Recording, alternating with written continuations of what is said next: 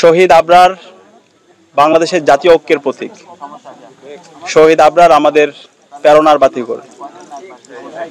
আধিপত্যবাদের বিরুদ্ধে, আগ্রাসনের বিরুদ্ধে কথা বলার কারণে খুনি হাসিনা এবং তার দোসররা, নিষিদ্ধ ঘোষিত ছাত্রলীগ শহীদ আবরার ভাইকে নির্মমভাবে সারা রাত নির্যাতন করে আমাদের ভাইকে শহীদ করেছিল। শহীদ আবরার ভাই আমাদেরকে যে রাস্তা দেখিয়েছে, সেই রাস্তার উপর ভিত্তি করে জুলাইয়ে বিপ্লব হয়েছে। জুলাইয়ের যত শহীদ আছে, শহীদ আবু সাইদ, শহীদ ওয়াসিম, শহীদ শান্ত, শহীদ আলী রায়হান, শহীদ আব্দুল আল তাহির থেকে শুরু করে 2000 যে শহীদ হয়েছে, প্রত্যেকেই শহীদ আবরার যে চেতনা, যে আকাঙ্ক্ষা লালন করত, প্রত্যেকে একই আকাঙ্ক্ষা লালন করত। এবং 40,000 যে গাজী হয়েছে, প্রত্যেকের একই আকাঙ্ক্ষা। শহীদ আবরার যে আধিপত্যবাদের বিরুদ্ধে, আগ্রাসনের বিরুদ্ধে যে ভয়েস, যে প্রতিবাদ আমাদেরকে দেখিয়ে গিয়েছেন, এর উপর ভিত্তি করে বাংলাদেশের প্রতিটি ক্যাম্পাসে ক্যাম্পাসে এবং সারা দেশে একটি গণজাগরণ তৈরি হয়েছে।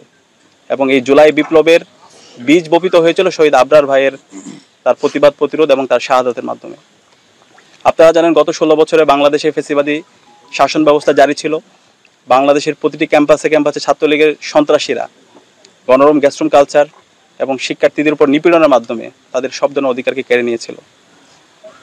এবং আধিপত্যবাদের বিরুদ্ধে, আগ্রাসনের বিরুদ্ধে যারাই কথা বলেছেন, তাদেরকে বিভিন্নভাবে ট্যাগিং করে, ফ্রেমিং করে তাদেরকে হত্যা করা বৈধ ছিল।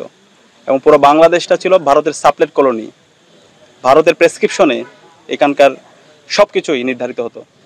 আমাদেরকে অর্থনৈতিক শোষণ, রাজনৈতিক নিপীড়ন এবং সাংস্কৃতিক গোলামির মাধ্যমে আমাদেরকে যেতে হয়েছিল। সেই সময়ে শহীদ আবরার সকল শোষণের বিরুদ্ধে, সকল আগ্রাসনের বিরুদ্ধে, সকল আধিপত্যবাদের বিরুদ্ধে এবং ছাত্রলীগের সন্ত্রাসীদের নির্মম নির্যাতনের বিরুদ্ধে আবরার ফাহাদ দাঁড়িয়ে গিয়েছিল এবং কথা বলেছিল এবং পুরো জাতিকে ঐক্যবদ্ধ করেছিল। তা আবরার ফাহাদকে আমরা শ্রদ্ধার সাথে স্মরণ করছি।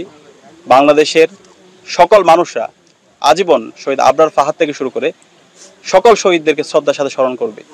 এবং আবরার ফাহাদ থেকে শুরু করে যত শহীদ হয়েছেন এবং সকল শহীদ পরিবার আমরা সবসময় আমাদের দোয়ার মধ্যে, আমাদের মোনাজাতের মধ্যে আমরা সবসময় রাখছি।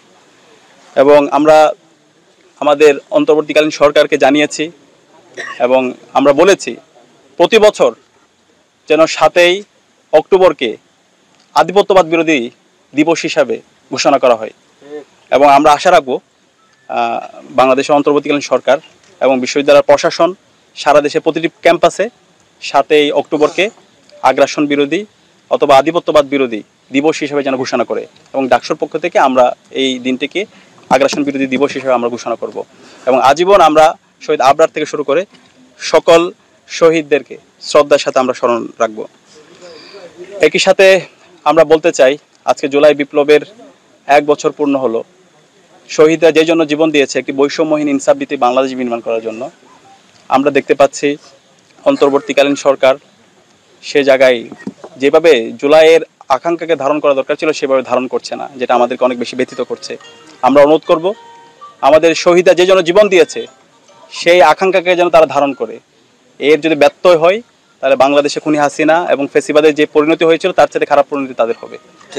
এবং আমি ছাত্র সমাজকে অনুরোধ করব, বাংলাদেশের প্রতিটি ক্যাম্পাসে ক্যাম্পাসে শিক্ষার পরিবেশ নিশ্চিত করার জন্য আমরা যেন সবাই ঐক্যবদ্ধ থাকি। খুনি হাসিনা এবং তার দোসররা, ছাত্রলীগের সন্ত্রাসীরা যেভাবে শিক্ষার পরিবেশ নষ্ট করেছিল, প্রতিটি ক্যাম্পাসে ক্যাম্পাসে তারা যে গণরম গ্যাস্ট্রুম কালচার তৈরি করার মাধ্যমে শিক্ষার্থীদের উপর নিপীড়ন করেছিল, সেই কালচার যেন আর কোনোভাবে না ফিরতে পারে, সেই জন্য আমাদের ঐক্যবদ্ধ থাকতে হবে। অন্যায়ের বিরুদ্ধে শহীদ আবরার, শহীদ আবু সাইদ, শহীদ ওয়াসিম, শহীদ শান্ত, শহীদ আব্দুল তাহিরা যেভাবে প্রতিবাদ করেছিল, আমরা যেন আমাদের প্রতিবাদ প্রতিরোধ জারি রাখি।